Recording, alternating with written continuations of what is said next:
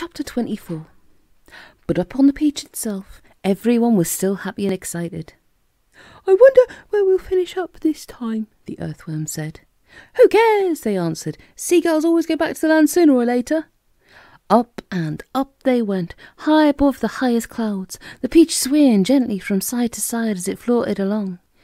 "Wouldn't this be a perfect time for a little music?" the ladybird asked. "How about it, old grasshopper?"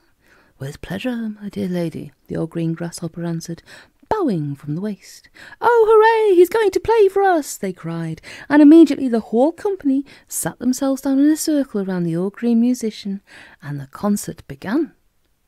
From the moment that the first note was struck, the audience became completely spellbound.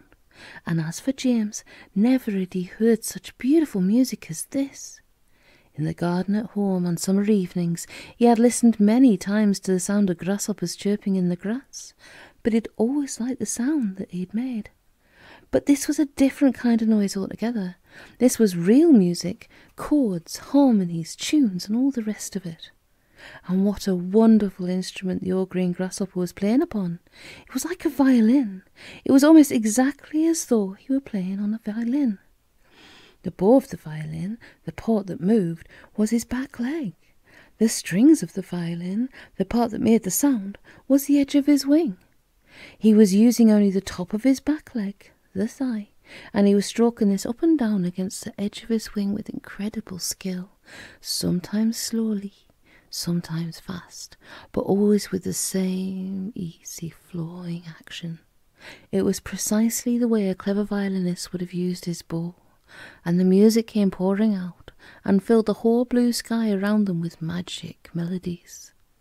When the first part was finished, everyone clapped madly, and Miss Spider stood up and shouted, "Bravo! Encore! Give us some more!" "Did you like that, James?" the old green grasshopper asked, smiling at the small boy. "Oh, I loved it," James answered. "It was beautiful. It was as though you had a real violin in your hands." "Ah, real violin," the old green grasshopper cried. "Good heavens, I like that.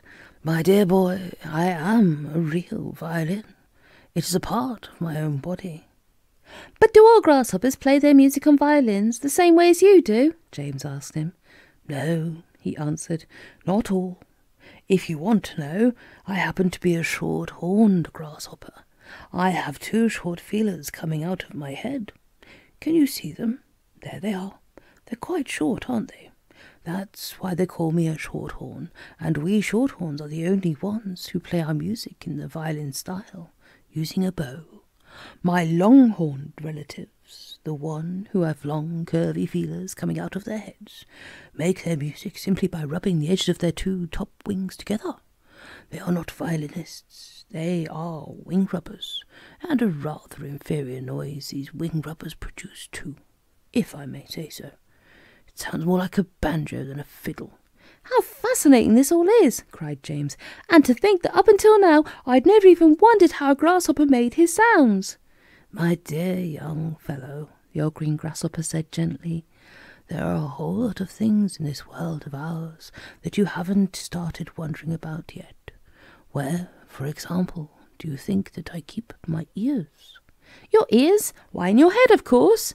Everyone burst out laughing. "You mean you don't even know that?"